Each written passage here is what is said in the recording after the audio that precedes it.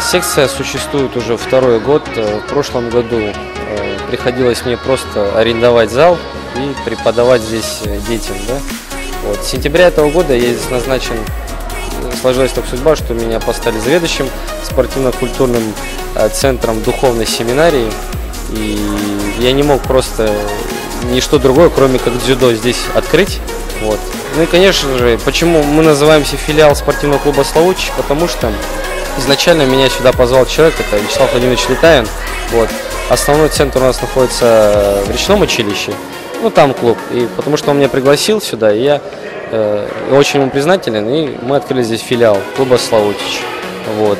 И официально мы работаем с сентября месяца этого года, где приходят заниматься все дети возрастом от 5 лет и старше. Ну, и подростки, это примерно возраст их до 16 лет. Вот. А сколько сейчас детей у вас занимается? Это возрастной категории, вот я так понимаю, что только вот сейчас малыши, да, занимаются, или есть взрослые? И вообще у нас взрослые много желающих, да, но проблема сейчас стоит с тренером, да. Я сам тренирую от 5 лет и до подростков, до 16. Ну, после Нового года мы планируем сюда пригласить тренера из Монголии, да, где он будет тренировать взрослых и будут взрослые также заниматься, да. Также здесь в дальнейшем планируется открыть боевой самбо, вот, и дзюдо для взрослых. Наши двери клуба работают для всех желающих детей мы берем, лишь бы у них было желание. Вот.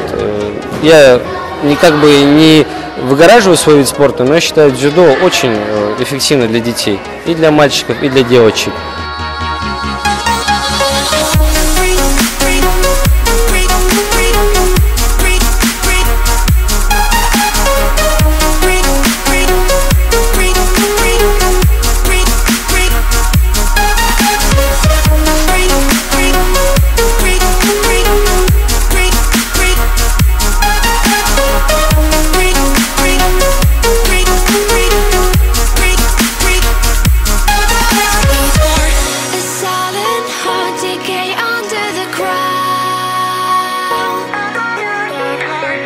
Taking the weight of which has yet to be found.